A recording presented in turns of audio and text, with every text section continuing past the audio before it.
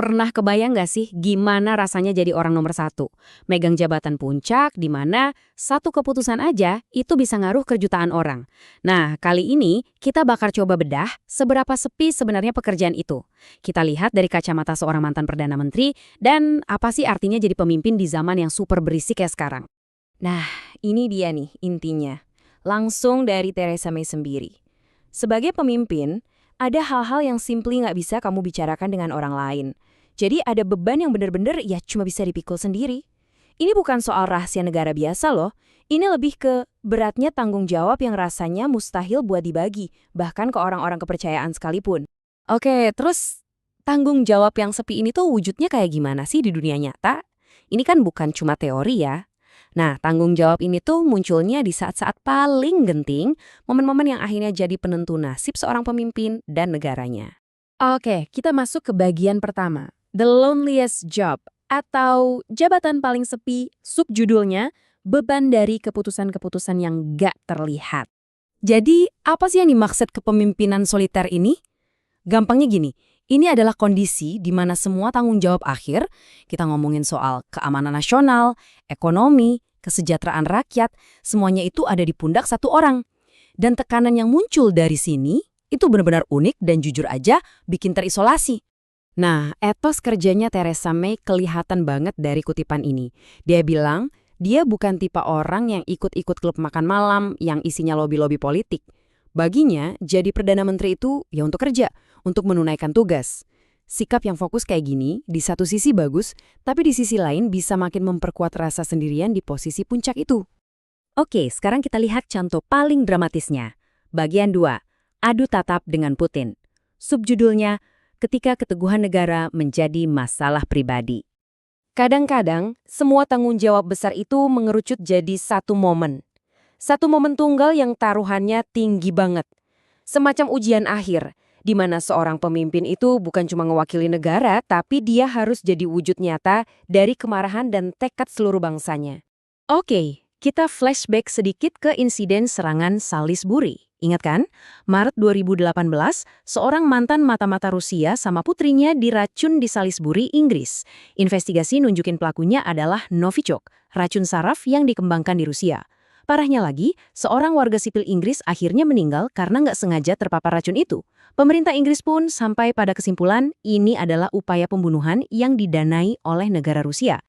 Nah, disinilah semuanya jadi personal. Theresa May bilang seorang warga negara Inggris telah meninggal. Jadi ya tahu kan saya tidak akan bersikap baik padanya. Dengerin deh kalimat itu. Ini bukan lagi soal diplomasi yang kaku. Ini udah soal keadilan buat warga negaranya yang jadi korban. Kita bisa ngerasain banget kemarahan yang dingin tapi tegas di momen itu. Jadi gimana konfrontasinya? Wah, ini bukan pertemuan basa-basi. Ini adalah pertemuan formal pertama mereka sejak serangan itu terjadi. May sendiri mendeskripsikannya sebagai jabat tangan dan tatapan yang sangat keras. Dia harus menyampaikan pesan kutukan secara langsung. Bayangin ya, dalam satu interaksi singkat itu, dia harus jadi penyalur kemarahan satu negara. Sendirian. Tapi tekanan buat pemimpin itu nggak cuma datang dari luar negeri. Oke, kita masuk ke bagian 3. Badai populis. Subjudulnya membedakan antara kebisingan dan sinyal penting. Nah, ini dia tantangan modernnya. Kalau tadi lawannya satu, jelas. Sekarang seringkali bukan satu musuh tapi jutaan suara yang teriak barengan. Ya, media sosial ini udah mengubah total cara kerja tekanan politik dan diskusi publik. Theresa May punya analogi yang keren banget buat ngejelasin bedanya zaman dulu sama sekarang. Dia bilang, dulu mungkin ada Pak Budi yang duduk di pojok warung, ngedumel sendiri sambil minum kopi dan gak ada yang peduli. Maksudnya, pandangan-pandangan ekstrim atau aneh itu, ya jangkauannya terbatas, cuma di situ-situ aja. Nah, lanjutannya, sekarang si Pak Budi ini ngedumelnya di media sosial. Dan apa yang terjadi?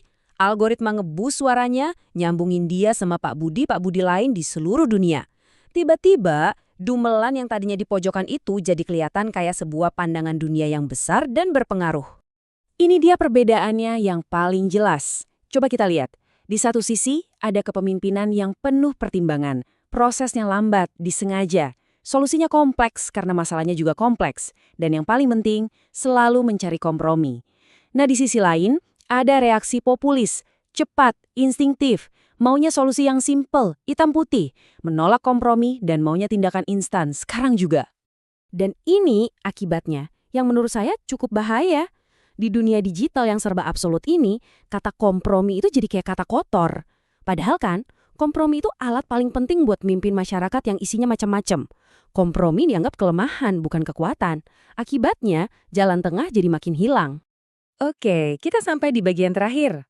Tugas sunyi di era yang bising. Subjudulnya, Persiapan di balik layar menuju kekuasaan. Nah, karirnya Theresa May ini bisa jadi studi kasus yang menarik soal persiapan. Coba lihat tahapannya. Pertama, magang yang panjang banget, puluhan tahun jadi anggota Dewan Lokal dan anggota Parlemen.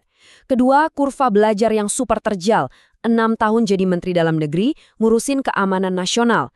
Dan yang ketiga, fondasinya, keyakinan yang kuat kalau pelayanan publik itu adalah sebuah pekerjaan yang harus dilakukan dengan benar.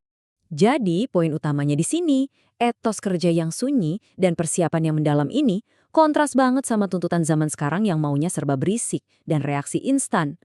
Ada semacam pertarungan antara pertimbangan yang matang melawan tuntutan untuk tampil populis. Lebih dari 20 tahun. Angka ini bukan cuma soal waktu loh. Ini simbol komitmen jangka panjang buat ngabdi ke publik. Ini adalah jenis pengalaman mendalam yang ngebentuk pemimpin yang sabar dan penuh pertimbangan. Sesuatu yang jujur aja, makin langka di dunia yang serba instan ini. Dan ini membawa kita ke pertanyaan terakhir yang cukup menggelitik. Di dunia yang kayaknya dirancang untuk kebisingan, untuk reaksi cepat, dan untuk sikap hitam putih, apakah pemimpinan yang sunyi dan penuh pertimbangan, jenis yang lahir dari persiapan matang, itu jadi sesuatu yang mustahil? Nah, ini pertanyaan yang mungkin bisa kita renungkan bersama.